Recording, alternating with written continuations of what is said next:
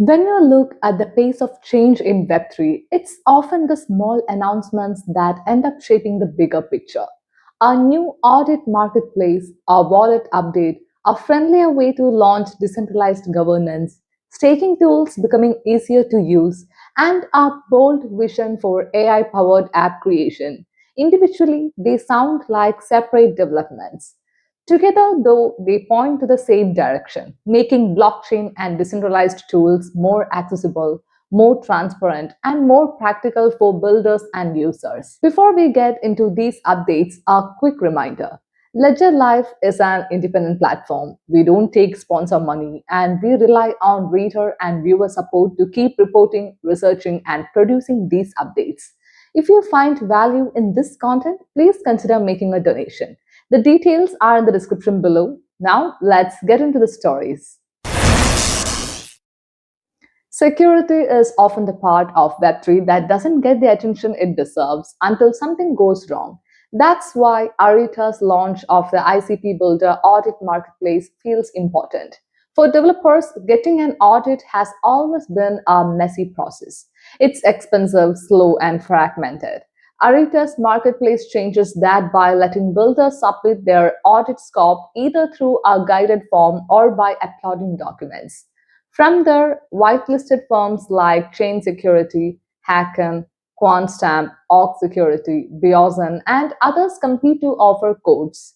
Builders can expect 6 to 8 proposals per request, often with the first ones arriving within 42 hours. The benefit here is transparency.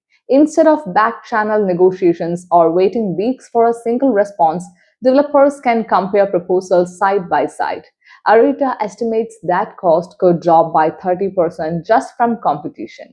The process is also tracked end-to-end, making it easier to see where things stand.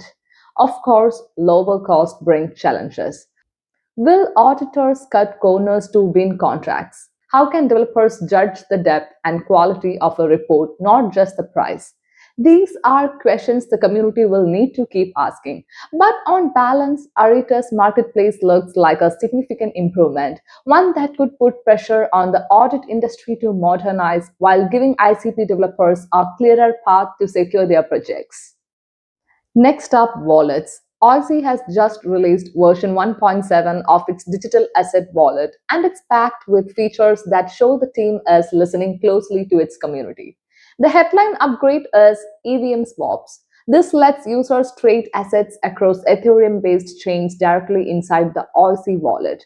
No need to hop between platforms, no hidden gas fees. The swaps are gasless and designed for speed. For anyone managing assets across chains, this is a big convenience boost.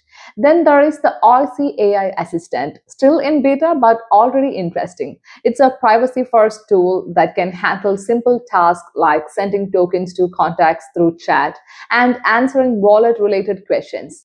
The assistant is toggleable in settings, and Oisy plans to expand its capabilities based on user feedback. The update also shows how the project is leaning into community involvement.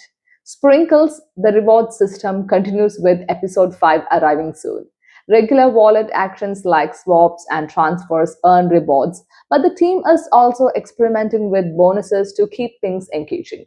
Another subtle but important change is versioned terms and conditions.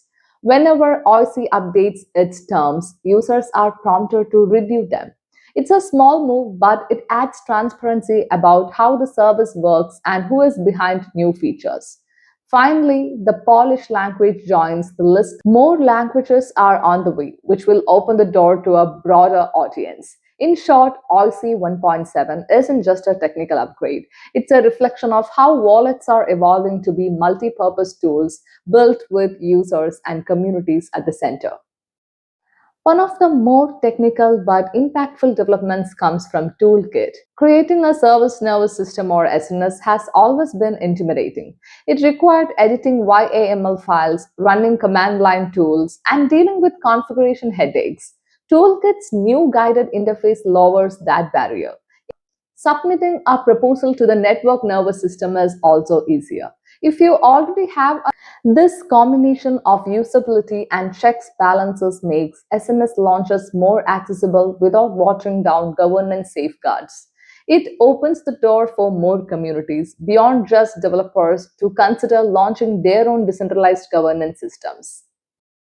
Let's move to Solana. Plug Wallet has announced that holders can now earn over 6.5% yield directly from within the wallet.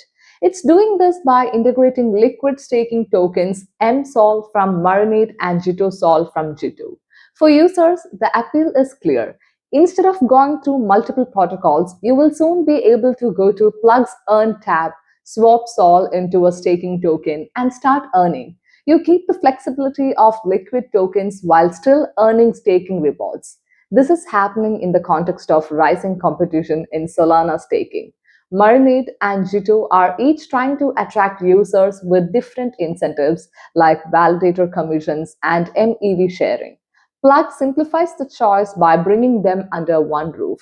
The wallet is also hinting at multi-chain expansion. Its chain fusion tech could allow similar yield opportunities across other ecosystems in the future. That said, risks remain. Liquid staking tokens can sometimes drift in value relative to SOL, and staking protocols come with smart contract risk. Users will need to weigh the convenience of Plug's interface against those underlying realities. Still, for many, the ability to earn yield directly in their wallet without juggling platforms is going to be a strong pull. Finally, we come to the most ambitious story of the week. Dominic Williams, the founder of ICP, is making bold claims about two technologies, Motoko and Caffeine.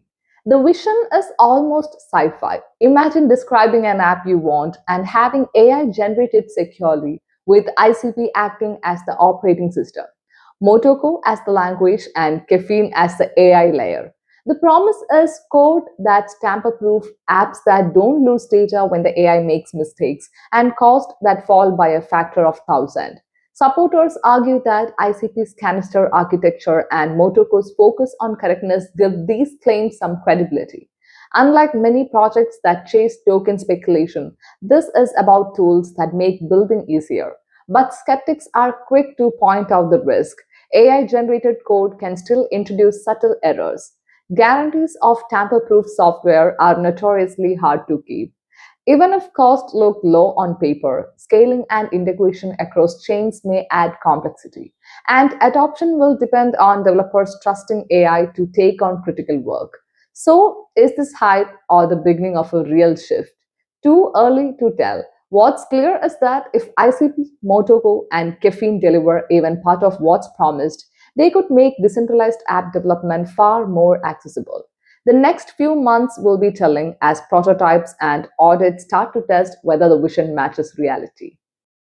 Taken together, these stories point to a trend, whether it's auditing, wallets, governance taking, or AI powered app creation. The industry is pushing hard to lower barriers and make Web3 more usable. The big question is how well these tools balance convenience with security and trust. That's all for this update. If you want to explore these projects yourself, I have included the official links in the description. You can also subscribe to our newsletter for deeper analysis and regular updates. And one last reminder, Ledger Life is an independent platform. We rely on your support to keep this work going. If you find value in what we produce, please consider making a donation. The details are below. Thank you for watching.